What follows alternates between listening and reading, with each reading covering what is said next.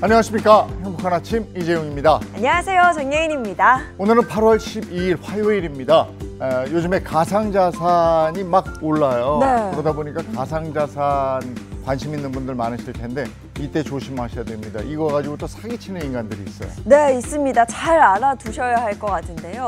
최근 이 투자 손실을 보상해준다거나 혹은 보상금을 코인으로 선지급하겠다는 말로 피해자에게 사기를 치는 이 사기 수법들 사례들이 늘어나고 있다고 하는데요. 자세한 이 수법을 말씀드리면 사기범들이 과거 손실을 보상해주겠다, 보전해주겠다며 접근한 뒤 가짜 코인을 지급한다고 합니다. 지급한 후에는 과다 지급됐다며 돈을 요구하거나 거액의 투자를 요구한다고 하니까요. 이 수법 잘 기억해 두시고 절대 당하지 않으셔야 할 것 같아요. 이 사기꾼들이 또 이 정부 문서를 가짜로 만듭니다. 네. 또 은행에서 일하는 분들, 이런 분들을 사칭해요. 그러니까 조심하셔야 됩니다. 네. 자, 오늘 분노 유발자들 그리고 머니 준비되어 있습니다. 네, 오늘 분노 유발자들에서는요. 스토킹 범죄의 심각성 점검해 보도록 하겠고요. 이어지는 머니에서는 리셀과 중고거래로 쏠쏠하게 재테크할 수 있는 방법 알아보도록 하겠습니다. 자, 화요일의 행복한 아침 본격적으로 시작합니다.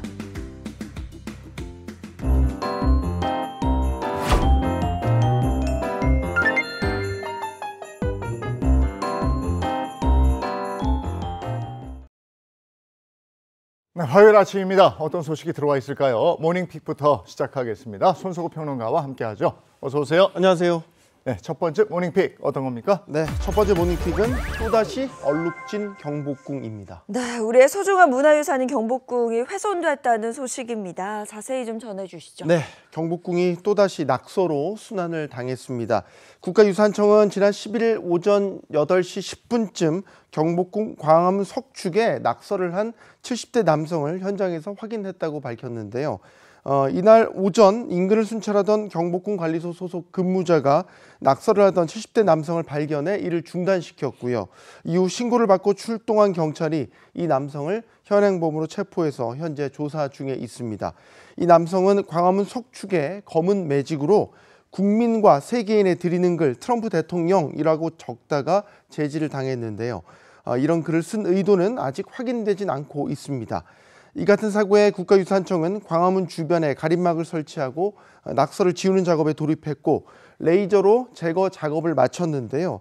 하지만 이는 1차적으로 낙서를 지운 것으로 지운 부분과 또 주변 석축 색깔을 맞추는 등의 후속 복원 작업을 거쳐야 되는 상황입니다. 정말 황당한 일이 반복되고 있습니다. 지난번에도 이런 일이 있었잖아요. 네, 지난 2013년이었습니다. 10대 청소년이 낙서를 하면 300만 원을 주겠다는 말을 듣고 경복궁 영추문과 국립고궁박물관 주변 쪽문에 이 스프레이 낙서를 남겨서 사회적 공분을 샀었죠. 국가유산청은 당시 이 낙서를 지우는데 약 1억 3,100만 원을 쓴 것으로 알려졌습니다. 와. 한편 이번 사건에 대해 국가유산청 관계자는 문화유산 보존 및 활용에 관한 법률에 따라서 낙서 행위자에게는 원상 복구 명령을 내릴 수 있고요. 복구에 필요한 비용을 청구할 수 있다고도 밝혔습니다. 네, 왜 자꾸 이런 일이 반복되는지 모르겠습니다. 이번 사건 엄중한 처벌은 물론이고요. 재발 방지를 위한 대책도 필요해 보입니다. 다음 모닝픽 전해주시죠. 네, 두 번째 모닝픽은 자격 없는 안전요원입니다. 안전요원인데 자격이 없다. 그럼 우리 안전은 어떻게 되는 것이며 어떻게 이런 일이 있을 수가 있는 겁니까? 네, 이 수영장을 비롯한 여름철 휴양시설에서 익사사고가 되풀이되는 가운데 일부 업체들은 법을 어기고 무자격자를 인명구조원으로 고용하고 있는 것으로 나타났습니다. 한 언론사 취재에 따르면요, 이 구인 구직 사이트를 통해 수영장 인명구조원을 모집하는 업체에 직접 문의해 본 결과 7곳 중 6곳이 자격증을 요구하지 않았는데요. 업체들은 초보 환영, 대학생 가능, 구조 자격증은 우대사항 등의 문구를 내건 채 구조 능력이 증명되지 않은 무늬만 인명구조원들을 채용하고 있었습니다. 네, 근데 이런 식으로 채용을 했을 경우에 이게 법적으로 문제가 좀 될 것 같은데요? 물론입니다. 현행 체육시설법 시행규칙 등에 따르면요, 수영장에서는 대한적십자사나 대한수영연맹 등에서 발급한 자격증을 가진 인명구조원을 2명 이상 배치해야 됩니다. 이를 어기게 되면 1년 이하의 징역이나 1,000만 원 이하 벌금에 처해질 수 있고요. 하지만 호텔, 콘도, 워터파크 등 일부 민간 시설은 이를 제대로 지키지 않고 있다는 게 문제입니다. 매일 감시하고 단속하는 게 아니기 때문에 수영만 할 수 있으면 되겠지라는 안전 불감증이 만연하고 있는 겁니다. 문제는 인명구조원을 규정대로 두지 않는 시설에서 안전사고가 반복되고 있다는 건데요. 올해 6월 서울 광진구 뚝섬 한강공원 야외수영장에서는 20개월 영아가 1m 깊이의 성인 수영장에 빠져서 심정지 상태로 발견됐는데 경찰 조사 결과 당시 현장에는 인명구조원이 없었고요. 평소 상주하는 일부 인명구조원도 무자격자였던 것으로 드러났습니다. 또 지난해 1월 부산의 한 수영장에서는 수영 후 휴식을 취하던 60대 여성이 가슴 통증을 호소하다가 사망했는데 당시 인명구조원 2명 중 1명은 자격증이 만료된 상태였던 것으로 드러났습니다. 이 같은 상황에 전문가들은 인명구조 자격증 소지 및 갱신 여부를 주기적으로 파악해야 되고 불시 점검하는 등 단속을 강화해야 한다고 지적했습니다. 네, 수영장이나 뭐 휴양시설 가면 안전요원 배치되어 있잖아요. 뭐 보면 믿고 안전하겠다는 마음으로 즐기는 거거든요. 이건 생명과 직결된 그런 문제인 만큼 보다 강력한 단속과 점검이 필요하지 않나 싶습니다. 다음 모닝픽 전해주시죠. 네, 세 번째 모닝픽은 자퇴하고 수능 올인입니다. 네, 올해 수능일이 11월 13일이니까 이제 90여일 앞으로 다가왔는데 자퇴하고 수능에 올인이요? 유독 또 이렇게 자퇴하는 사람이 많은 지역이 있다면서요? 네, 그렇습니다. 이제 서울에서 일반 고등학교를 다니다가 자퇴한 학생이 가장 많은 지역, 강남 3구로 불리우는 강남구, 서초구, 송파구로 나타났습니다. 이 같은 결과는 한국교육개발원의 행정구역별 학업 중단율 통계를 통해서 확인이 됐는데요. 강남구와 서초구가 2.7%로 나타났고요. 송파구는 2.1%로 그 뒤를 이었습니다. 이는 재학생 100명 가운데 최소 2명은 중도의 학교를 떠난다는 의미고요. 한 학년이 300명인 학교라면 학년별로 평균 6명에서 8명은 공교육을 포기하는 셈입니다. 강남 3구 일반고 학생들의 학업 중단율은 최근 몇 년간 꾸준히 높아지는 추세를 보이고 있는데요. 2021년 강남구의 학업 중단율은 1.4%였지만 지난해에는 2.7%를 기록했고요. 서초구는 2021년 1.3%에서 지난해 2.7%로 급증했습니다. 송파구의 경우 2021년과 2022년 모두 1%대로 집계됐지만 2023년부터 2%대에 진입했습니다. 아까 영상 나가는데 그 학생들 이 배낭 무게가 왜 이렇게 무거워 보이는지 어쨌든 강남 3구 고교생 유독 학업 중단율이 높은 이유 이게 뭐가 있습니까? 강남 3구 일반고 재학생들이 학교를 그만두는 주된 이유로는 내신 성적 부담이 꼽히고 있습니다.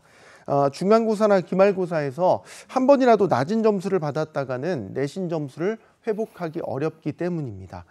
그래서 차라리 학교를 그만두고 검정고시를 본 뒤에 수능 성적으로 정시에 도전하겠다는 학생들이 늘고 있는 건데요. 실제로 올해 이른바 스카이라고 불리는 대학들의 신입생 가운데 검정고시 출신은 전년 대비 37%나 증가한 259명으로 최근 8년 사이에 가장 많았습니다. 네, 그러니까 이게 좋은 대학에 가기 위해서 전략적으로, 사실 전략적이라는 말도 굉장히 씁쓸한데요. 그래서 자퇴를 한다는 것, 이런 선택을 하게 된 배경은 뭘까요? 이 서울 주요 대학의 정시 비율이 40%인데요.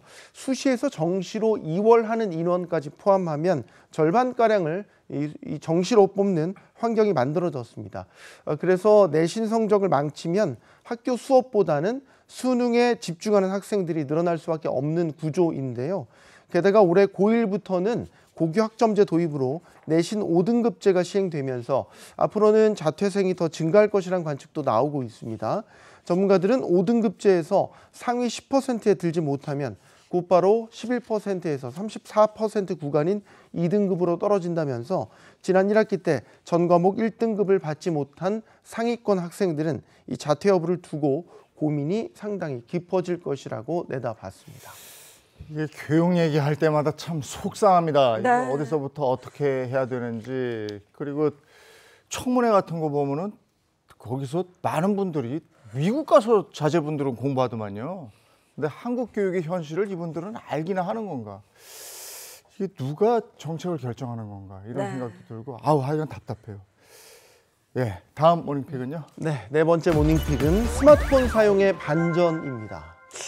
보통은 스마트폰 사용하지 말라고 하잖아요. 줄이라고. 이게 어떤 반전이 있는 거예요? 네. 보통은 그렇죠. 이제 스마트폰 같은 디지털 기기의 과도한 사용이 인지 기능 등에 이 해롭다는 연구 결과가 많았지 않습니까? 근데 이와는 달리 노년층의 경우에는요, 이 디지털 기기 사용이 뇌 기능을 유지하는 데 도움이 된다는 연구 결과가 나온 겁니다. 뉴욕타임스 보도에 따르면요, 미국 텍사스 대학교 연구진이 평균 나이 68세의 어르신 41만여 명을 분석해서 이 같은 결론을 도출했는데요. 연구에 따르면 어르신 중에서도 스마트폰이나 컴퓨터 같은 디지털 기기를 자주 사용하거나 또 인터넷을 쓰는 경우에는 이 치매와 같은 인지장애가 생길 확률이 그렇지 않은 경우보다 58%가량 낮게 나타났습니다. 또 IT 기기를 쓰는 어르신일수록 시간이 지나면서 인지 능력이 떨어지는 속도도 그렇지 않은 경우보다 26%가량 느리게 나왔고요. 디지털 기기를 쓰는 어르신들일수록 시간이 지나도 기억력이나 판단력, 언어 능력이 크게 떨어지지 않았다는 얘기가 되겠죠. 스마트폰 잘 활용하시는 어르신들 요즘 보면 꽤 많거든요. 근데 이런 결과가 나오게 된 배경이 뭔지도 궁금해요. 네, 연구진은 이 같은 결과가 나온 배경으로 고령층 뇌의 가소성, 그러니까 뇌가 스스로 구조와 기능을 변화시키는 능력이 청소년보다 덜하다라는 점을 꼽았습니다.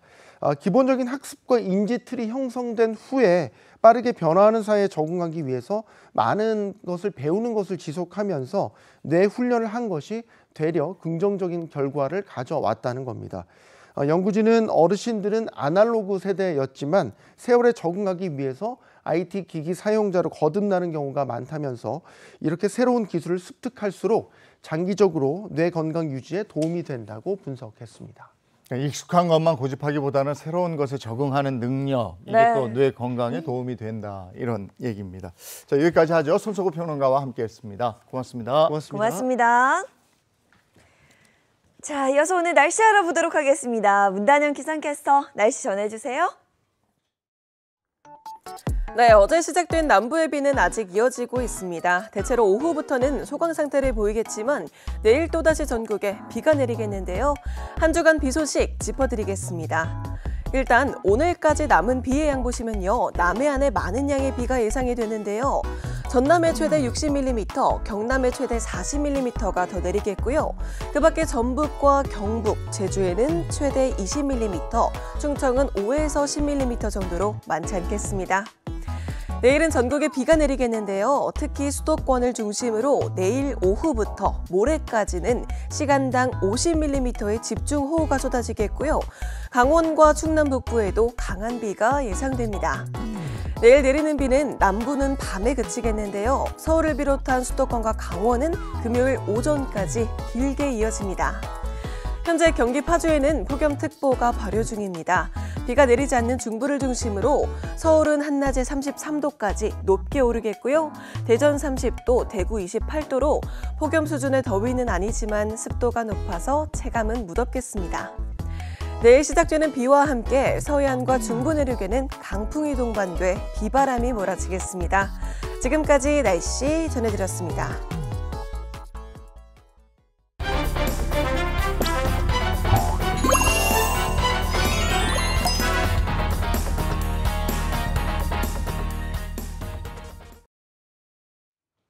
참을 수 없는 순간들 대신 분노해드리겠습니다. 속 터지는 현실을 파헤쳐보는 분노 유발자들. 오늘도 신인선 씨, 또 김미경 변호사와 함께합니다. 어서 오세요. 안녕하세요. 자, 오늘의 분노 유발자들 내용도요. 참 속 터지는 현실이고 화가 나는 현실입니다. 지난 7월 26일 의정부에선 50대 여성이 자신이 일하던 곳에서 흉기에 찔려 숨지는 사고가 있었습니다. 또 지난 7월 28일 울산에서는 20대 여성이 마찬가지로 자신이 일하던 직장에서 흉기로 피습을 당했습니다.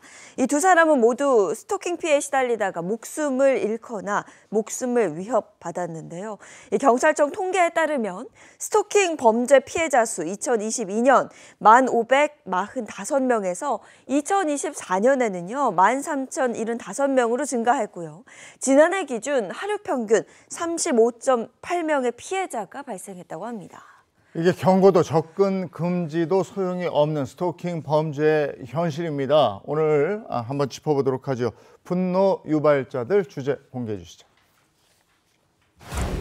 네, 오늘의 분노 유발자 주제입니다.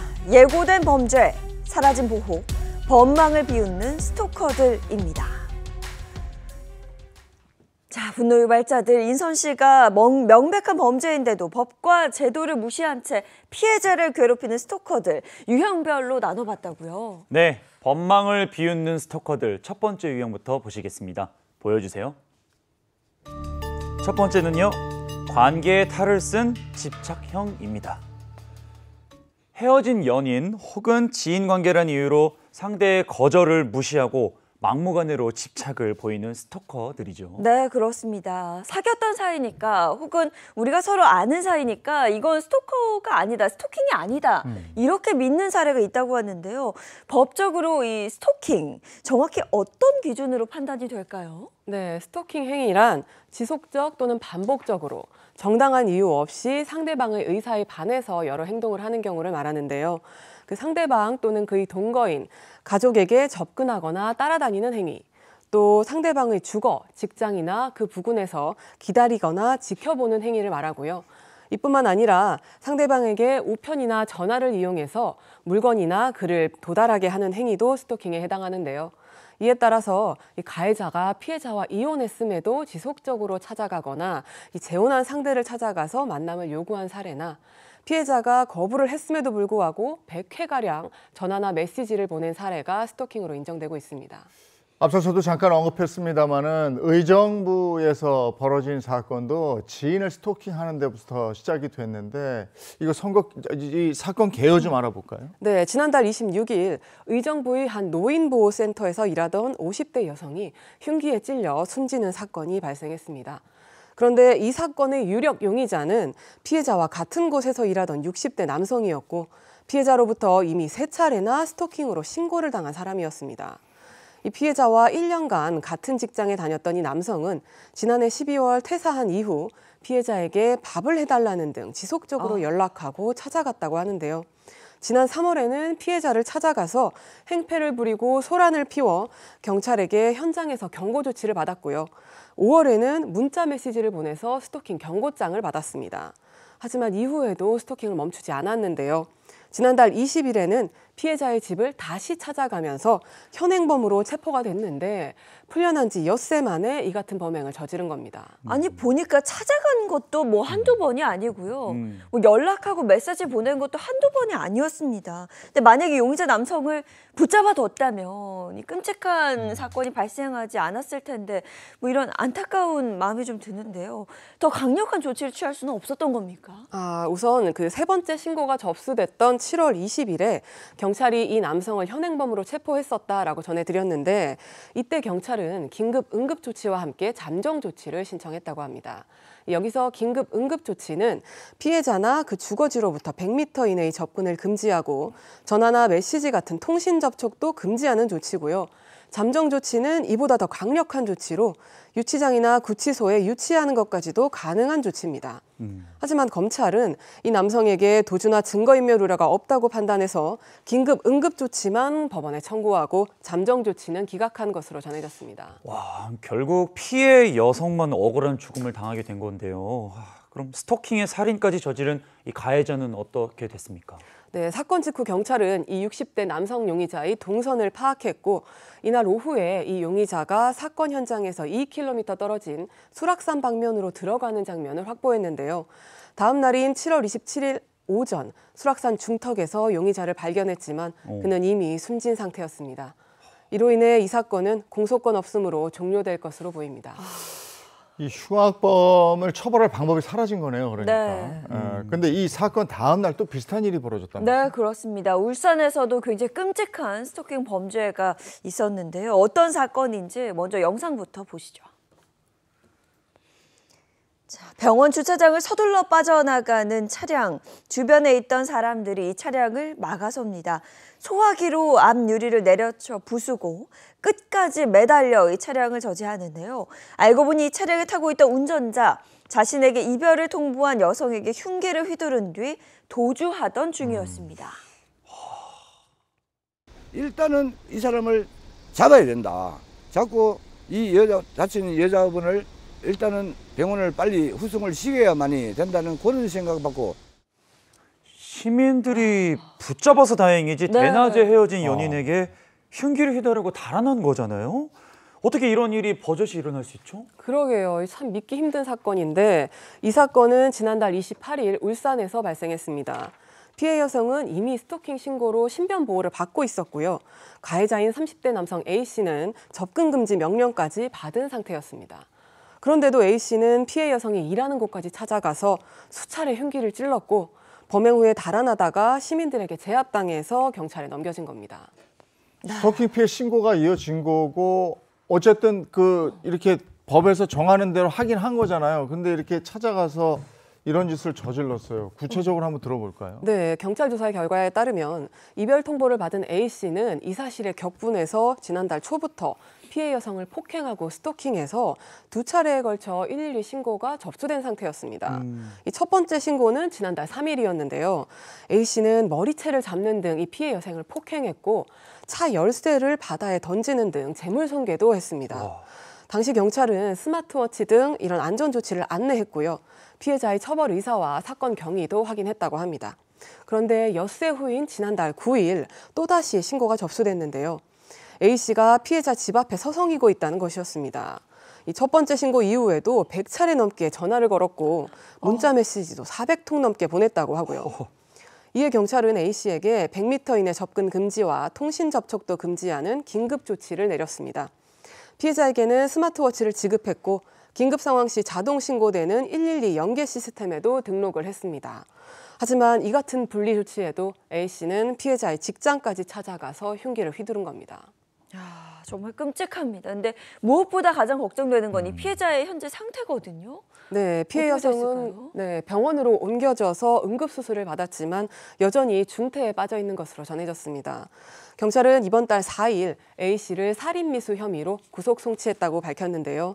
경찰은 A씨가 미리 흉기를 준비한 점, 차를 세운 채 피해자를 몇 시간이나 기다린 점, 그리고 자신을 보고 도망가는 피해자를 쫓아가서 흉기를 휘두른 점 등을 들어서 A씨가 범행을 미리 계획한 것으로 판단했습니다. 고작 헤어지자고 말했다는 이유로 사람을 해치려고 마음을 먹고 해쳤다는 게 좀 이해가 되지 않습니다. 그런데 이 사건이 방금 전에 의정부 사건이랑 공통점이 있다고 해요. 네, 그렇습니다. 이번에도 피해자와 즉각적 분리가 가능한 잠정 조치가 검찰 단계에서 기각이 됐다는 겁니다. 네. 피해자 면담 등을 종합해서 위험성을 재검토하라라는 취지였는데요. 이 같은 상황에 피해자에 대한 잠정 조치 절차를 간소화하자, 그리고 적극적인 구속 수사를 해야 한다라는 주장이 제기되고 있습니다.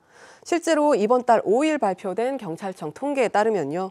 스토킹 처벌법에 따라 피의자를 구치소에 유치하는 잠정 조치 사호에 대한 이 경찰청의 신청 건수는 2022년부터 24년까지 220건, 약 22%가 늘었지만 같은 기간 법원의 최종 결정 건수는 25건, 5% 증가하는 데 그쳤습니다.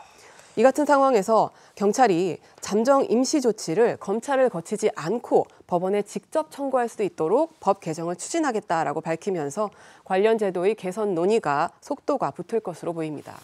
네, 법과 제도가 현실을 제대로 반영해야 될 필요성 충분히 있어 보이는 거고요. 그런데 유독 헤어진 연인에 대한 스토킹 범죄가 굉장히 많단 말이죠.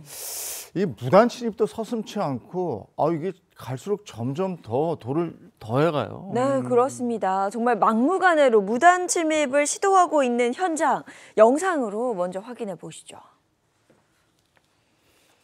자, 골목길에 경찰이 속속 출동하고 소방관들은 에어매트를 가져와 분주하게 펼치기 시작합니다.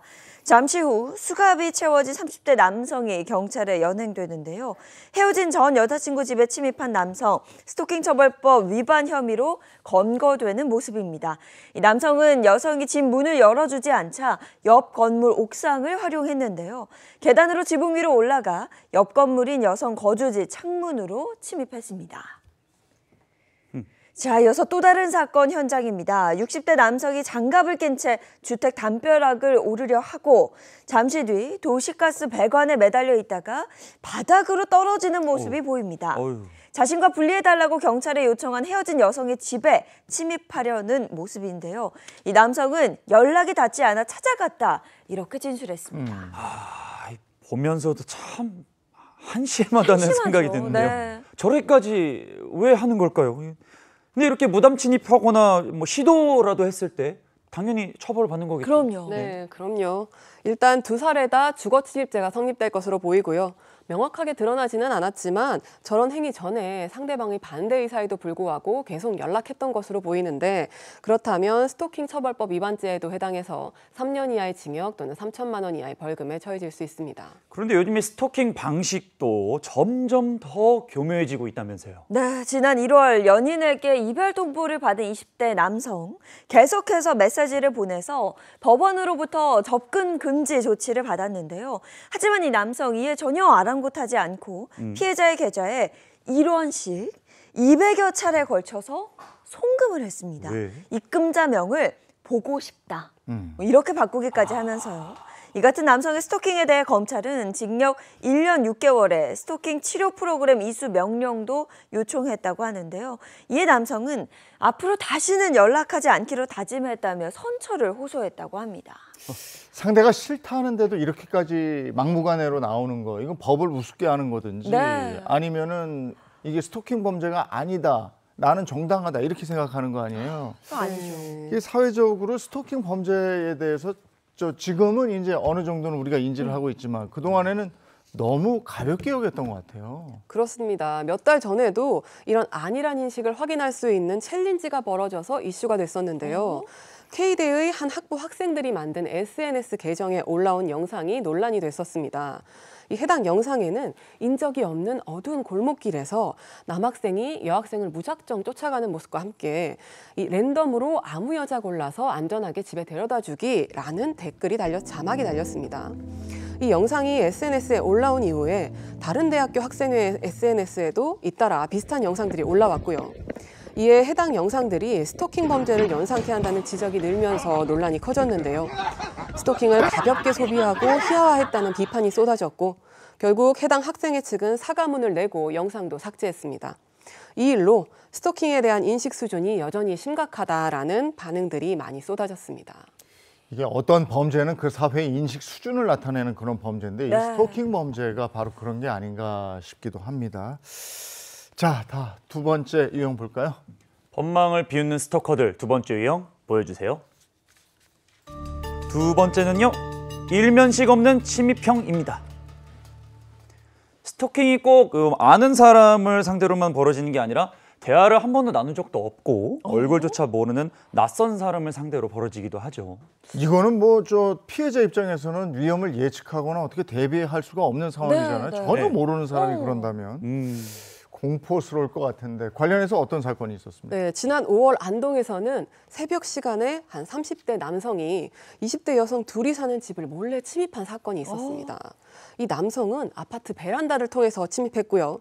1시간 동안 3차례 들락거리면서 여성들이 옷장을 뒤지고 속옷을 훔쳐갔는데요. 이런 범죄 행각은 아파트 주변의 CCTV와 피해자들이 집에 설치된 홈캠에 고스란히 담겨 있었습니다. 이에 경찰은 야간 주거 침입, 스토킹 처벌법 위반 혐의 등으로 구속영장을 신청했는데요. 결국 기각이 됐습니다. 기각이요? 제가 잘못 들은 거 아니죠? 지금 영상 보는 것만 해도 굉장히 공포스럽고 증거가 다 있단 말이죠? 근데 기각이 됐어요? 네, 당초 검찰이 기각을 했었는데 이 검찰의 기각 사연은 해당 남성이 초범이고 도주 우려가 없다는 것이었습니다. 하지만 경찰이 이 영장을 재신청했고요. 이때는 검찰이 이걸 받아들여서 법원에 영장을 청구했는데 이번에는 법원이 재범 우려가 없고 도주 우려가 없다라는 이유로 기각을 했습니다. 이 경찰은 다시 스토킹 범죄 중단을 하라라는 서면 경고와 100m 이하의 접근 금지 그리고 구치소, 유치상 유치를 신청을 했는데 이 구치소, 유치장 유치는 기각이 됐습니다. 이렇게 3번의 기각으로 결국 남성은 서면 경고장과 100m 이하 접근 금지 명령만 받았습니다. 피해 여성들 입장에서는 너무 소름 끼치고 공포스러워서 일상생활에도 지장이 있을 것 같거든요. 달리 뭐 더 방법은 없는 겁니까? 네, 그런데 더 심각한 문제는 이 집안에 침입해서 속옷을 훔쳐간 이 남성이 피해자들 아파트의 뒷동 불과 30m 떨어진 곳에 살고 있다는 건데요. 이에 피해자들은 극도의 불안감을 호소하면서 집에 들어가지 못한 채 지인이나 친구의 집을 전전해야 했습니다.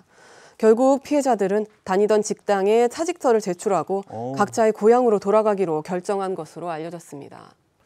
아니 이건 누가 봐도 명백한 피해자가 네. 있는 사건인데 그 피해자들이 더 공포에 떨고 그냥 여기서의 직장까지 포기하고 고향으로 돌아가 버렸어요. 야 이거는 피해자 손해가 너무 크고 이거는 말도 안 되는 사건인 네. 것 같은데. 또 있습니다. 이번에는 더 놀라운 게요. 경찰이 불법 침입을 했다는 건데 이건 또 뭐예요? 네, 이건 제가 한번 네. 전해드리겠습니다. 지난 1월 경찰인 30대 여성이 서울 마포구의 한 오피스텔에서 불법 침입을 시도했다가 스토킹과 불법 침입, 공무집행 방해 등 혐의로 경찰에 체포됐습니다. 알고 보니 이 경찰 자신이 좋아하던 유명 트로트 가수의 집 주소를 경찰 내부망을 통해서 알아낸 뒤 지속적으로 해당 오피스텔에 출몰을 했다고 하는데요. 이것도 모자라 사람이 갇혀 있다, 성범죄가 일어나고 있다는 허위 신고도 반복했다고 합니다. 심지어 이런 허위 신고가요, 무려 230여 건에 달했다고 합니다. 하지만 정작 이 집에는 이 가수와 이름만 비슷한 전혀 다른 사람이 살고 있었다는 거죠. 아이, 경찰이 본인 직업을 이용해서 좋아하는 가수 정보를 캐내고 스토킹한 건데 이런 사람한테 일을 맡겨도 되는 겁니까? 그러니까요. 그런데 이 경찰이 이런 행동을 한 게 한두 번이 아니었습니다. 이 경찰 이미 지난해 4월 경찰 내부망으로 이 트로트 가수의 주소를 불법 열람한 사실이 드러나서 당시 직위 해제 조치를 받았다고 합니다. 하지만 이 경찰 여기서 멈추지 않았습니다. 같은 해 10월 또다시 허위 신고와 침입 시도로 경찰에 체포됐다고 하고요. 올해 1월에는 엉뚱한 집에 침입을 시도하다가 현행범으로 다시 체포가 됐다고 합니다. 반복되는 이 같은 범죄에 결국 징계위원회에 파면돼 경찰직을 잃게 됐습니다. 이렇게 일탈하는 경찰이 전체 경찰을 욕먹이잖아요. 네, 그렇습니다. 시민을 보호해야 될 경찰이 스토킹 범죄를 저질러서 동료 경찰한테 체포되는 상황. 이걸 어떻게 설명해야 되는지 모르겠습니다. 세 번째 유형은요? 네, 법망을 비웃는 스토커들 세 번째 유형 보여주세요. 세 번째는요, 10대까지 번진 스토킹입니다.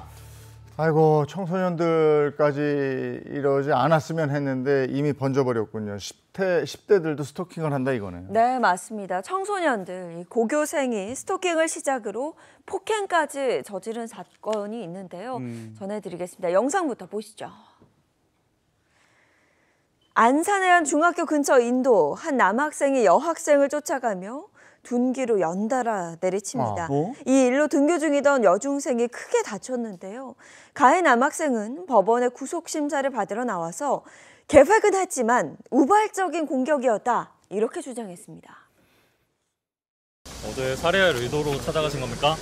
네, 범행은 사전에 계획하신 건가요? 맞기는 한데 그 순간은 우발적이었습니다. 하는 행동도 말도 10대 고등학생이 했다고 믿기지가 않는데 어쩌다가 이런 일이 벌어졌을까요? 네, 지난해 8월이었습니다. 안산에서 개학을 맞아 등교 중이던 여학생이 이 둔기에 맞아서 병원에 이송되는 방금 보신 사건이 발생을 했는데요. 이 가해자는 이 여중생과 같은 중학교를 졸업한 고등학교 남학생이었습니다. 그런데 이 남학생이 범행을 저지른 이유는 다름 아닌 이 여학생이 자신을 만나주지 않는다는 것이었습니다. 경찰은 이 남학생이 여학생을 쫓아다니다가 개학일인 해당 일자에 범행을 한 것으로 보인다면서 이 스토킹을 해오다가 이 같은 일을 저지른 것으로 추정했는데요. 이 사건이 있기 몇 달 전에 이 여학생의 아버지가 경찰을 찾아와서 딸을 따라다니는 남학생이 있다면서 상담을 받기도 했던 것으로 전해졌습니다. 근데 이 범행 저지르기 전에도 이 남학생이 굉장히 위험한 행동을 했다는 네. 건데 그건 어떤 내용이었습니까? 네, 사건이 발생하기 2달 전에 이 남학생이 학교의 상담교사에게 피해 여학생을 위협하고 자신도 죽어버리겠다라는 얘기를 했다고 하는데요. 이에 학교 측이 학교 전담 경찰관에게 이 사실을 알렸고요. 이후 가해 남학생은 보호 입원을 하기도 했습니다. 하지만 한 달 후 퇴원하고 얼마 지나지 않아서 흉기를 들고 피해자를 찾아간 겁니다. 그래서 애초에 이 사건을 스토킹으로 접근을 했어야 된다라는 얘기도 나오는데요. 사건이 벌어진 후에 경찰은 이 남학생에게 살인 미수 혐의를 적용해서 구속영장을 신청했습니다. 이게 정말 답답한 게 앞서 저희가 전해드렸던 많은 사건도 그렇고 충분한 위험 신호가 있거든요. 이거 충분히 사전에 막을 수 있지 않았을까 이런 마음이 좀 드는데 그런데 이 스토킹으로 재판을 받은 10대가 또 있었다고 합니다. 네, 이번에도 헤어지자고 했다는 이유로 전 여자친구를 스토킹한 경우인데요. 이 10대 가해자는 이별을 통보한 여자친구에게 차단을 풀지 않으면 가만두지 않겠다, 친구들에게도 보복하겠다라는 협박성 메시지를 이 SNS와 문자로 반복적으로 보냈는데요. 또 피해자를 직접 찾아가서 소화기와 소주병으로 자신이 머리를 내리치면서 피해자를 극심한 공포에 몰아넣기도 했다고 합니다. 결국 이 일로 징역 1년에 집행유예 2년을 선고받고 40시간의 스토킹 범죄 예방 강의 수강 명령도 받았습니다. 그러면 실제로 10대 스토킹 범죄 현황은 어떻습니까? 네, 경찰청에 따르면 스토킹 처벌법이 시행된 2021년 10월 이후 스토킹 혐의로 검거된 19세 미만 피의자는 2021년에 8명, 2022년에 162명, 2023년에 249명으로 집계가 됐는데요. 시행 첫 해를 제외하면 1년 만에 이 10대 스토킹 피의자가 54%나 증가했다고 합니다. 최근에도 10대 스토킹 피의자가 전국 최초 사례로 기록된 일이 있다고 합니다. 어떤 내용인가요? 네, 지난 7월 대구에서 있었던 일입니다. 10대인 B군이 스토킹 혐의로 구속이 된 사례가 있었는데요. 피해자에게 100여 차례 연락해서 접근 금지 조치를 받았는데 이를 위반해서 현행범으로 체포가 됐습니다. 이후 경찰은 B군에 대해서 재범 위험성을 분석했고요. 이 내용을 구속영장 신청서에 반영해서 법원이 영장을 발부했던 겁니다. 이는 경찰이 이 스토킹 피의자에 대한 영장을 신청할 때 재범 위험성을 검토해서 그 결과지를 구속영장 신청서에 강조하자라고 한 이후에 첫 번째로 내려진 구속 사례입니다. 네, 이 사람이 다시 범행을 저지를 수도 있다. 이런 위험성까지도 판단 대상이 됐다는 건데요. 그럼에도 아직 갈 길은 참 멀어 보이기만 합니다. 이 스토킹 범죄는 늘어나는데 처벌은 굉장히 약하다. 이런 말도 계속해서 나오고 있죠. 네, 그렇습니다. 경찰청 통계에 따르면 스토킹 범죄 검거 인원은 2022년 9,999, 2023년 11,592명, 24년 13,004명으로 3년간 약 30% 증가했는데요. 반면에 스토킹 범죄자의 구속률은 21년 7%에서 2022년 3.3%, 2023년에서 2024년은 3%로 감소했습니다. 스토킹 범죄가 계속 이렇게 늘어나고 있는데. 근데 그에 반해서 구속은 되지 않는다. 이건 왜 그러는 겁니까? 네, 구속영장을 발부하려면 주거가 불분명하거나 도주 우려, 증거인멸 우려가 있어야 되기 때문인데요. 이 스토킹 가해자의 경우에는 문자나 통화 기록 같은 증거가 분명하게 남아있고 이걸 일방적으로 삭제하기 어려워서 증거인멸의 우려가 있다고 보기 어려운 경우가 많고요. 그리고 스토킹 가해자의 상당수가 주거지가 일정하고 직장이 있는 등 이 사회적 유대관계가 분명해서 이 도주 우려가 있다고 보기도 어려운 경우가 많기 때문입니다. 이에 경찰과 여성계에서는 이 피해자 보호 차원에서 구속 사유를 확대해서 재범의 위험성만 있는 경우에도 구속이 가능하도록 하자라는 의견이 제기되고 있는 상황입니다. 정치권에서도 관련 법안 마련한다는 얘기가 한참 된 걸로 알고 있거든요. 네. 어떻게 돼가고 있죠? 이 국회 의안정보시스템에 따르면 22대 국회 개원 이후 발의된 스토킹 처벌법 개정안이 17건, 스토킹 방지법 개정안은 2건이었는데요. 하지만 이 가운데 국회 본회의를 통과한 개정안은 단 한 건도 없었습니다. 아하. 스토킹 처벌법은 이 법제사법위원회, 스토킹 방지법은 여성가족위원회 심사 단계에 머물고 있는 상황인데요. 특히 계류 중인 19건의 법안들은 서성거림을 이 스토킹 행위에 포함시키는 내용이나 피해자가 직접 법원에 보호 명령을 청구할 수 있도록 하는 방안 등 이 현실을 반영한 개선책들이 다수 포함되어 있다고 합니다. 사회적으로 큰 사건이 일어나야 네. 호들갑을 떨기 시작하고 누가 죽고 다치고 이래야 법과 제도 얘기가 나오고 그것도 정비되는데 한참이 걸려요. 그리고 아까도 봤지만 이 스토킹 범죄가 이렇게 점점 늘고 있는데 구속되는 퍼센트는 이렇게 감소하고 있어요. 이러니까 스토킹 범죄자들이 법을 무서워하지 않는다고요. 네. 그러면 계속 이런 일이 반복될 거 아닙니까? 오늘도 보면서 참 답답함을 느끼게 되는데 사전에 좀 점검하고 차단하고 범죄가 일어나지 않게 미리 좀 막을 수는 없는가 이런 생각이 늘 듭니다. 예, 오늘 여기까지 하죠. 김미경 변호사와 함께했습니다. 고맙습니다. 고맙습니다.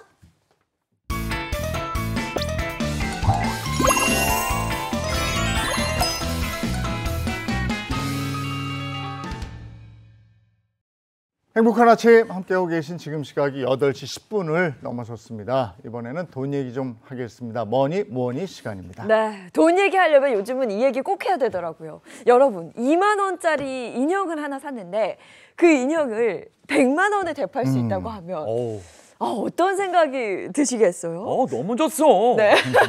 이 지금 제가 만약에라고 가정을 했는데요.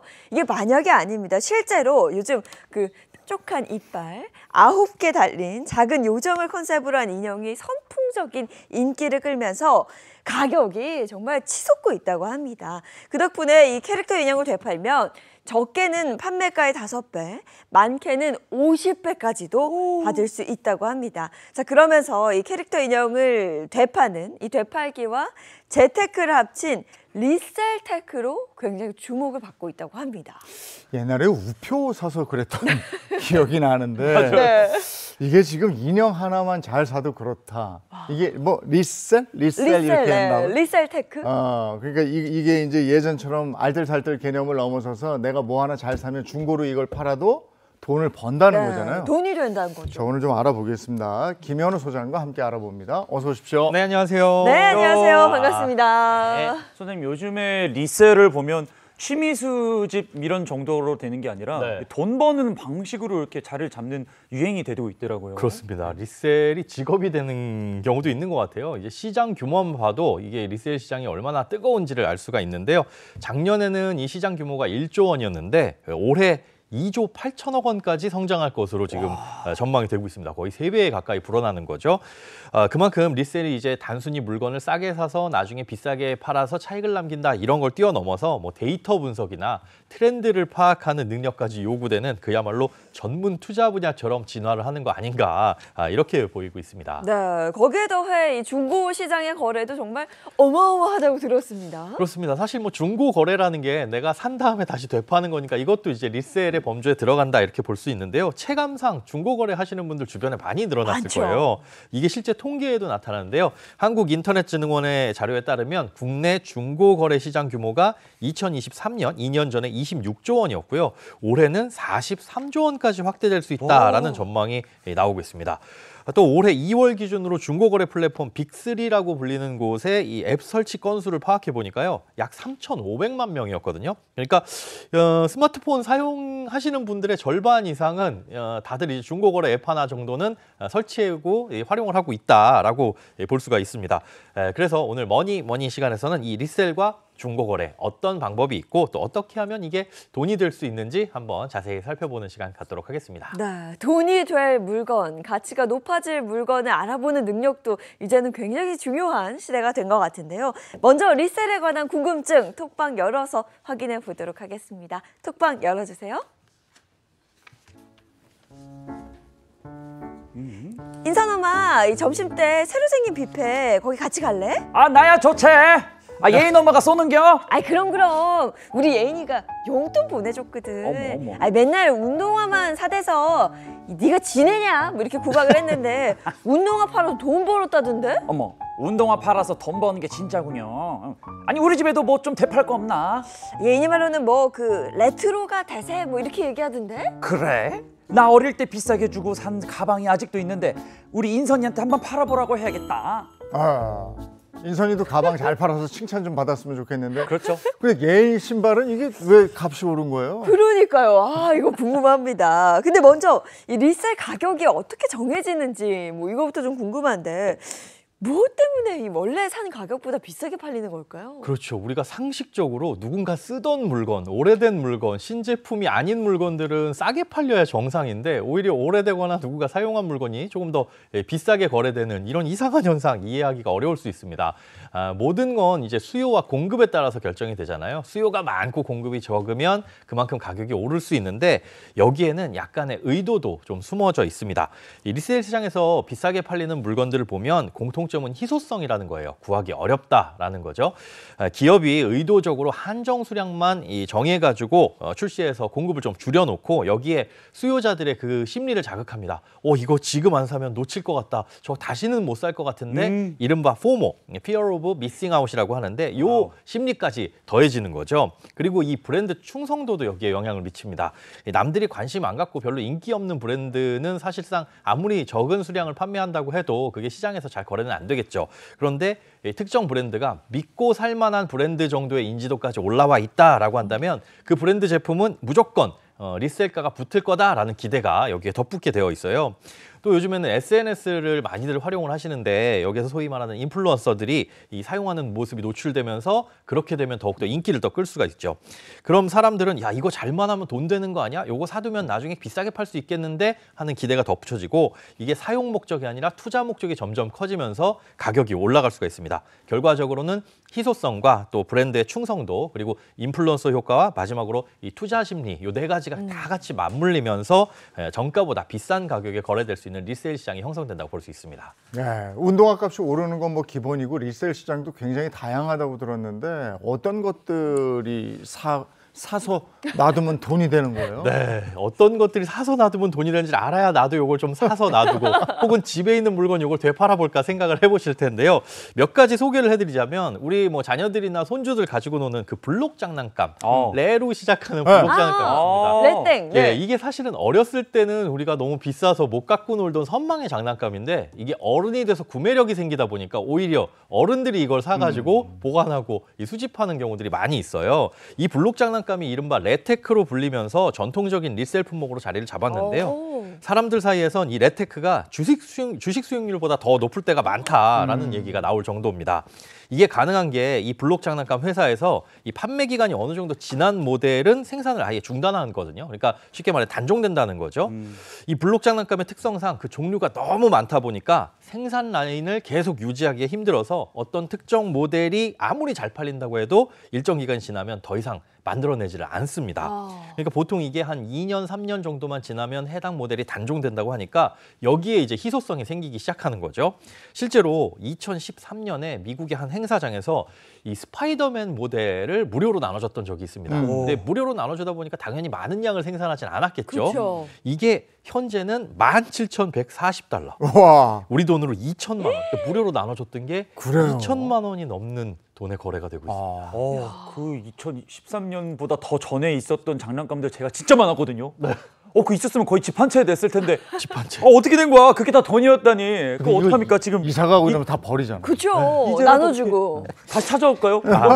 사실 이게 블록 장난감 오래된 거 갖고 있다고 해서 다 돈이 되지는 않습니다. 이 단종된 인기 시리즈 모델이라든가 아니면 마니아층이 탄탄한 모델일수록 가격이 뒷받침되고 그렇지 않은 경우에는 사실상 제 가격보다 더 싸게 팔리는 게 정상인데요.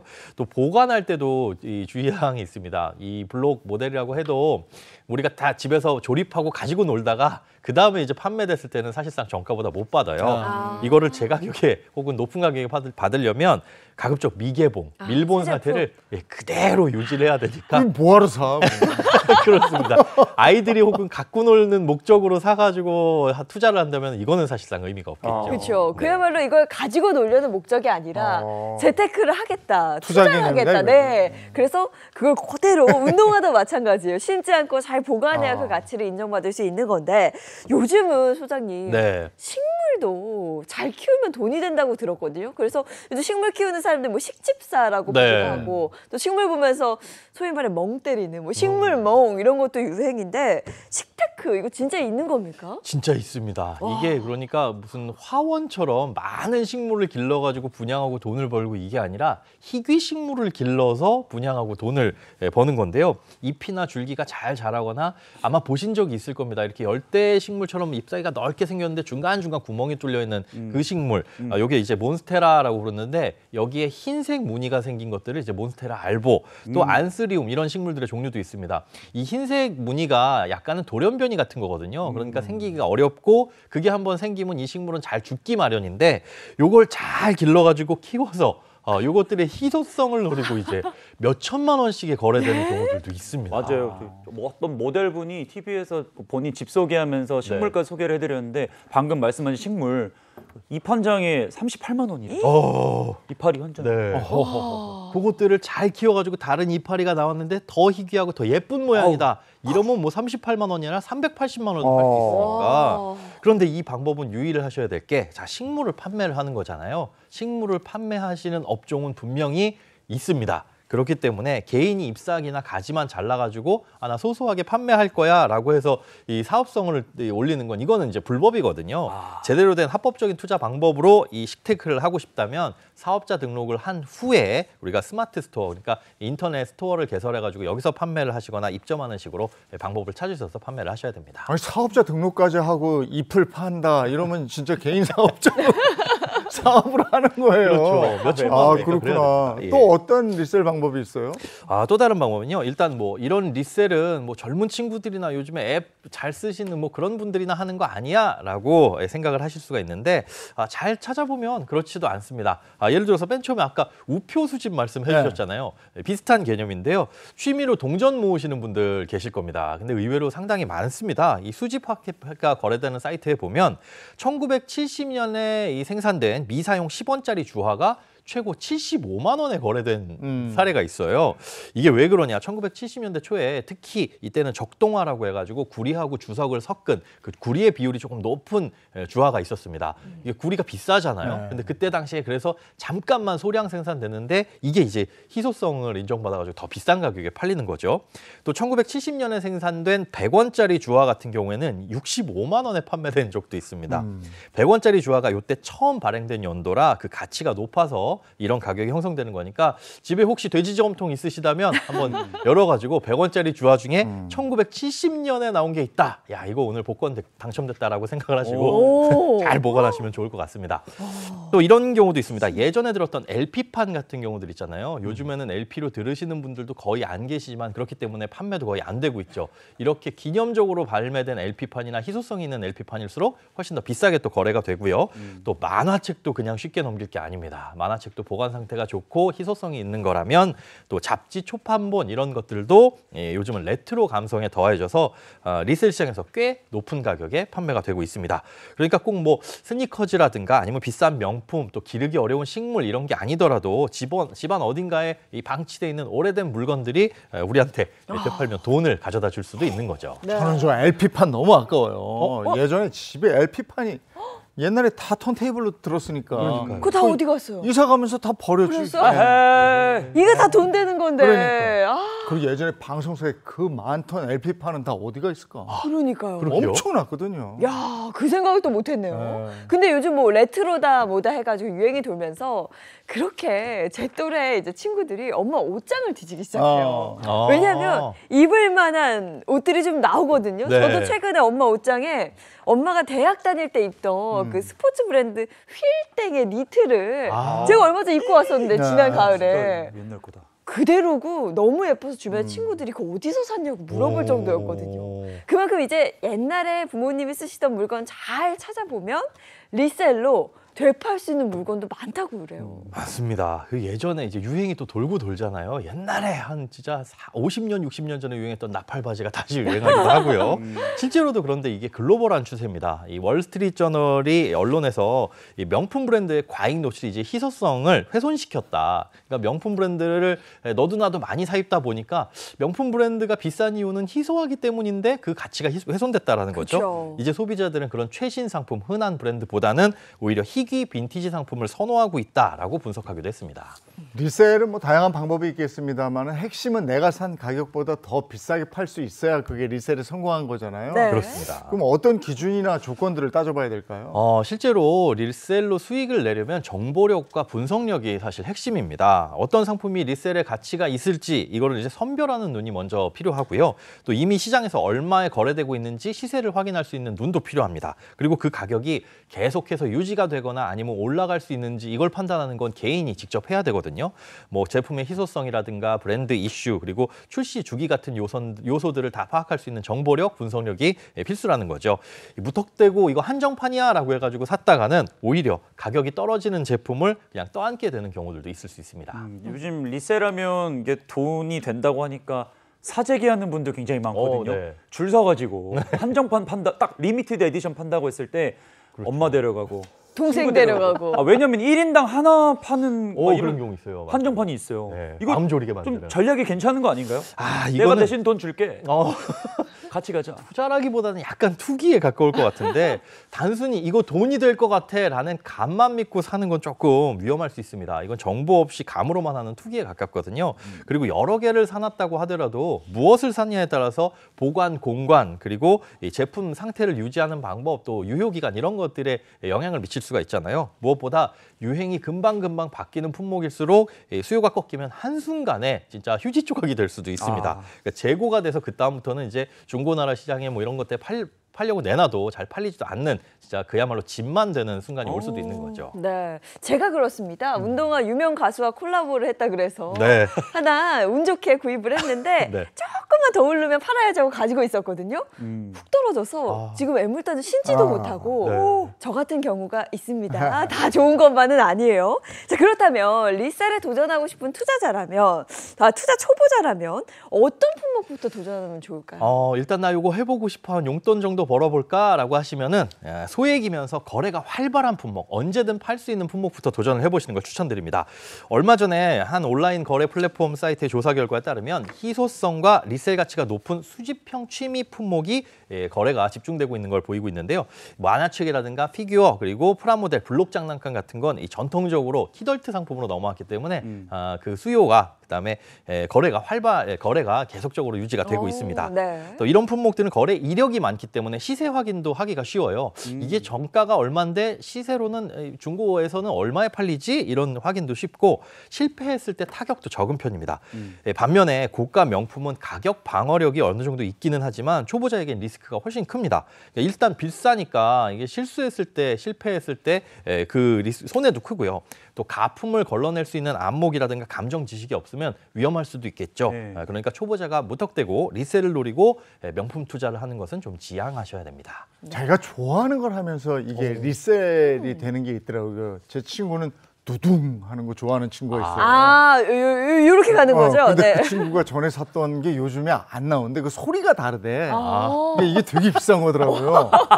또 차 좋아하는 친구가 있었는데 이게 네. 좀 비싼 취미죠. 네. 지 머시기 이런 차가 하나 있어. 근데 한 3년 탔는데 이제 다른 차 사야지 하고 중고로 내놨는데 더 비싸게. 맞아요. 야, 그런 게 있더라고요. 그게 개인 성향에 따라서 이게 다를 것 같은데 네. 네, 이런 맞습니다. 분들은 한번 도전해보세요 하는 분들은 뭐가 있습니까? 자, 우선 정보 수집이나 시장 분석에 능력이 있고 소액부터 차근차근 내가 도전해보고 싶다 하시는 분들이라면 뭐 도전할 만합니다. 예를 들어서 요즘 유행하는 한정판 스니커즈나 피규어처럼 제품 출시 시기라든가 수량, 시세 흐름 이런 거 분석하고 체크하는데 흥미가 있다 하시는 분들이나 또 내가 산 물건을 잘 보관하고 어떻게 더 팔면 비싸게 팔릴지 이런 전략을 세울 수 있는 분들이라고 한다면 리셀로 재미를 보실 수가 있습니다. 반대로 평소에 이제 시장 조사 없이 충동적으로 물건 구매하시는 분들 이런 분들은 또 제품을 꼼꼼하게 관리하고 깨끗하게 보관하는 거 어려운 분들은 리셀 시장에서 투자를 해서 수익을 내는 건 조금 기대하시기는 어려울 것 같네요. 네, 이것도 부지런해야 하는 거예요. 그냥 사놓고 멍하게 있으면 안 되고요. 계속해서 지속적으로 시종 변화를 주시하면서 뭔가 변화에 빠르게 대응하고 사고 팔 수 있는 능력이 있는 분들, 그런 분들을 한번 해보면 도움이 되지 않을까 싶습니다. 자, 그럼 이번에는 중고 거래에 관한 궁금증 또 알아볼까요? 톡방 열어주세요.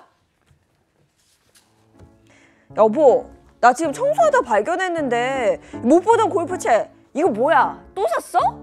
아니 그게 다 필요해서 산 거야. 다 필요해? 집에 나뒹구는 골프채가 수두룩한데 당장 이거 채소마켓에 올려. 진정해 여보. 산지 좀 된 건 내가 잘 팔아볼게.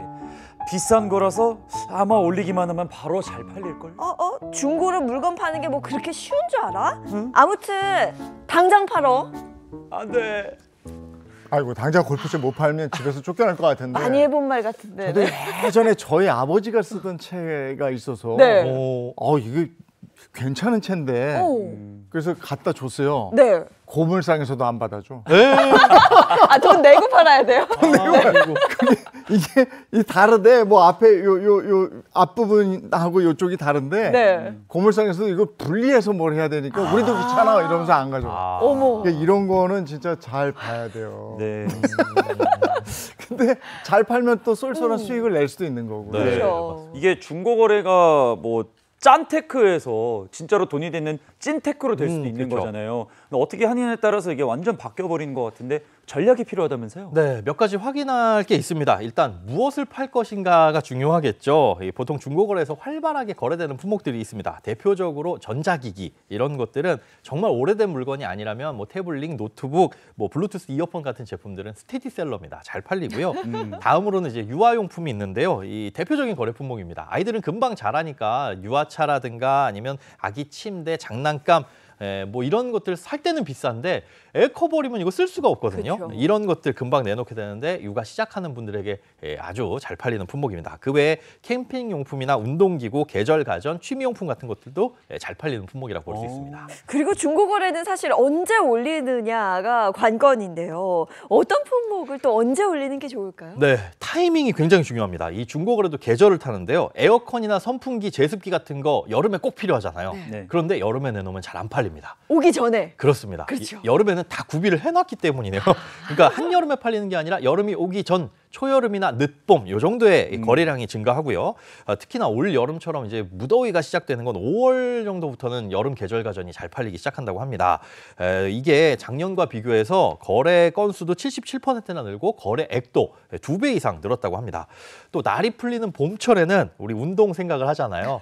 자전거라든가 전동 킥보드 이런 게 잘 팔리고 가을에는 캠핑용품, 등산 장비 그리고 3월 학기가 시작되기 전에는 노트북이나 태블릿 아니면 책상, 의자 같은 학습 관련 용품들이 미리미리 잘 팔립니다. 그러니까 사람들은 물건을 미리 사두려는 그런 습성이 있기 때문에 해당 시즌이 오기 전에 미리 거래를 하시는 게 조금 더 가격을 후하게 받을 수 있는 방법일 수도 있습니다. 아, 이게 중고 거래가 보통 계절로 지금 말씀해 주신 네. 거예요.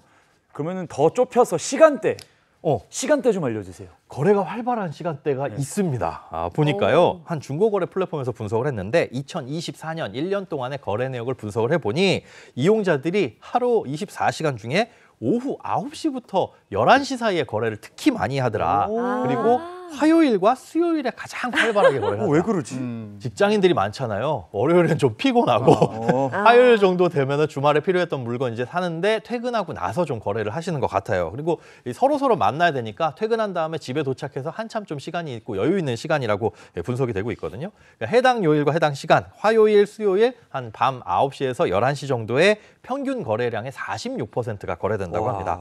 주말보다는 주중에 거래율이 높다. 이것들 참고하시면 좋을 것 같네요. 아니 진짜 그럴 수 있을 것 같아요. 바쁜 하루를 딱 마치고 씻고 뭔가 편안하게 누워서나 혹은 그렇죠. 소파에 앉아서 뭐 좀 봐볼까 하는 여유를 찾는 시간대고 주말은 당연히 거래가 좀 힘들 것 같은 게 다 나가잖아요. 네. 밖에 나가 있을 때는 이 중고거래 확인할 시간이 없으니까 당연히 주중이 더 거래가 활발할 것 같습니다. 이 중고 물품 올릴 때 이 적절한 시간대 그리고 뭐 요일이나 물품 확인해서 올리는 것도 도움이 될 것 같네요.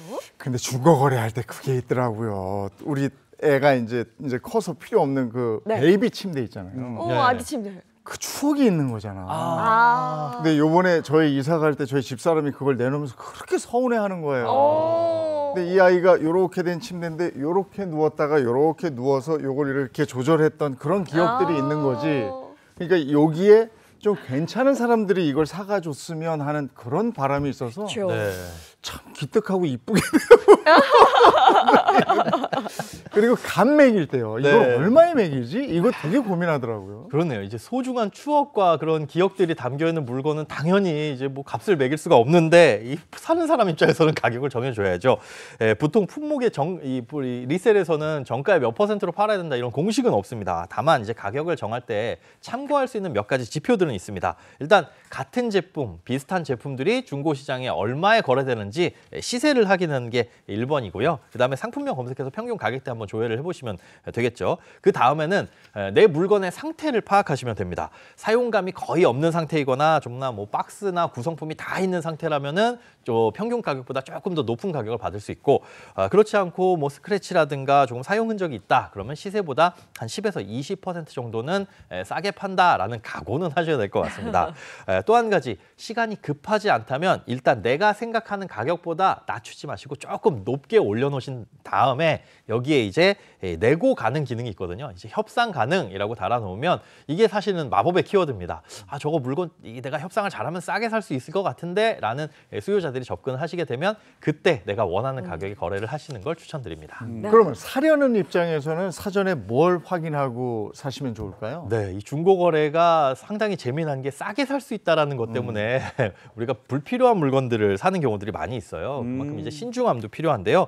가격이 시세보다 지나치게 저렴하다라고 한다면 이거 꼭 사야 돼가 아니라 한 번쯤 의심하는 게 좋습니다. 하자가 있거나 사기일 가능성이 있다. 그러니까 판매자에 이럴 때는 판매자의 전화번호라든가 계좌번호 이거를 사기와 키워드를 같이 검색을 해보시면 다른 이제 사기 피해가 있을 경우에 검색이 될 수가 있고요. 또 사기 방지 사이트에서 조회해 보시는 걸 꼭 추천드립니다. 또 가능하면 직거래를 우선시하시고 부득이하게 택배 거래를 하실 경우에는 안전결제 꼭 이용하시기 바라고요. 또 택배를 개봉하실 때는 동영상을 남기셔가지고 혹시나 문제가 있을 경우에 그 증거로 활용하시는 게 좋습니다. 또 중고거래를 하실 때는 무조건 이득이다, 뭐 알뜰하게 잘 샀다 이렇게 착각하기 쉬운데요. 물건을 사기 전에 이게 정말 나한테 필요한 품목인가, 필요 없으면 과소비거든요. 또 새 제품과 비교해서 얼마나 절약을 할 수 있는가 이런 것들, 또 AS나 환불이 안 된다고 하더라도 괜찮은가 이런 질문들을 객관적으로 스스로에게 던져보시고 점검을 해보시고요. 또 위시리스트를 미리 적어놓고 내가 진짜 필요한 물건만 구매를 하시는 것도 현명한 소비라고 볼 수 있습니다. 좀 전에 사기 얘기도 하셨는데 이거 중고 거래 때 신종 사기 수법이 또 나오고 이래서 피해 입는 경우도 있다면서요? 네, 그렇습니다. 최근 금감원에서 각별히 주의할 것을 당부한 사기 수법이 있는데요. 여름 휴가철을 전후로 중고거래 플랫폼에 쓰고 남은 외화 판매 게시글이 많아지는데 이걸 노린 보이스피싱 자금 세탁 수법이 기승을 부리고 있다고 합니다. 보이스피싱 피해자에겐 외화 판매자의 계좌를 검찰이나 금융회사 직원 등의 계좌로 속여 이체를 유도한 뒤 사기범은 현금 형태의 외화를 가져가는 식으로 범죄 자금을 세탁하는 겁니다. 보통 시세보다 높은 환율로 사겠다, 지금 바로 입금하겠다며 접근을 한다는데요. 이때 현금 수거책에게 외화를 넘기고 나면 나중에 본인 계좌가 보이스피싱에 연루된 사기 이용 계좌로 지정될 수 있어서 반드시 주의가 필요하다고 합니다. 리셀이나 중고 거래 하실 분들을 위해서 정리 한번 해주시겠습니까? 네, 일단 처음부터 큰 수익을 기대하는 것보다는 1,000원 단위, 10,000원 단위 이렇게 한번 수익을 내볼까라는 식으로 접근을 하시는 게 좋을 것 같습니다. 그리고 이런 실전 경험을 쌓다 보면 나중에 가서 점점 새로 나온 인기 상품들을 보는 안목도 높아지게 될 거고요. 미리 사서 가격이 오를 때 되팔게 되면 차익을 노릴 수도 있을 것 같습니다. 다만 이런 것들이 계속적으로 반복되면 이거 국세청에서 사업성이 있다고 보고 세금을 매길 수도 있거든요. 국세청에서 제시한 기준은 연간 50회 그리고 총 판매한 금액이 4,800만 원 이상이면 사업성이 있다고 바라보고 세금 매길 수 있으니까 주의하시고요. 또 리셀이나 중고거래를 할 때 딱 재테크다라고 못 박아두기보다는 취미와 수익의 그 중간 정도다라는 느낌으로 접근을 하시는 게 가장 좋을 것 같습니다. 즐기면서 수익도 얻으면 가장 좋잖아요. 네. 부담도 적고 꾸준히 이어나가실 수 있을 것 같네요. 네, 알겠습니다. 머니 함께했습니다. 고맙습니다. 네, 고맙습니다. 감사합니다. 네, 오늘은 비 예보 나와 있죠. 문단영 기상캐스터 날씨 전해주세요. 네, 지금 서울의 하늘은 파란 하늘에 구름만 간간히 끼어 있습니다. 중부는 종일 구름 가득한 하늘이 이어지겠고요. 충청 지역에는 오후에 약한 비가 내릴 텐데요. 비가 내리고 있는 남부를 중심으로는 밤까지 비가 내렸다 그치기를 반복하겠습니다. 일단 오늘까지 남은 비의 양 보시면요. 남해안을 중심으로 강하고 많은 양의 비가 예상됩니다. 전남에 최대 60mm, 경남에 최대 40mm 정도가 내리겠고요. 그 밖에 전북과 경북, 제주에는 최대 20mm, 충청에는 5에서 10mm 정도로 비의 양이 많지는 않겠습니다. 내일은 전국의 비 소식입니다. 특히 수도권을 중심으로 내일 오후부터 모레까지는 시간당 30에서 50mm의 집중호우가 쏟아지겠는데요. 강원과 충남 북부에도 강한 비 예상됩니다. 내일 내리는 비는 남부는 밤이면 그치겠는데요. 수도권과 강원을 중심으로는 금요일 오전까지 길게 이어집니다. 현재 경기 파주에는 폭염특보가 발효 중입니다. 비가 내리지 않는 지역을 중심으로 서울은 오늘 한낮에 33도까지 지속했고요. 대전은 30도, 대구는 28도로 폭염 수준의 더위는 아니겠지만 습도가 높아서 무덥겠습니다. 내일 시작되는 비는 서해안과 중부 내륙을 중심으로 강풍이 불어와서 비바람이 몰아치겠습니다. 지금까지 날씨 전해드렸습니다. 일기예보 보니까 비 소식이 있던데 요즘엔 네. 비가 남부에 그렇게 몰려와요. 그러니까요. 오늘도 뭐 수도권에는 비가 내리지 않고 남부지방을 중심으로 또 비가 내린다고 하니까요. 지역별로 차이가 좀 있습니다. 기상정보 잘 확인하시고 외출하실 때 우산 챙기시는 게 좋겠습니다. 좋은 하루 보내시고요. 저희는 내일 아침 7시 30분에 돌아올게요. 행복한 아침, 행복한 하루 되십시오. 고맙습니다. 고맙습니다. 즐거운 하루의 세상 Save the next channel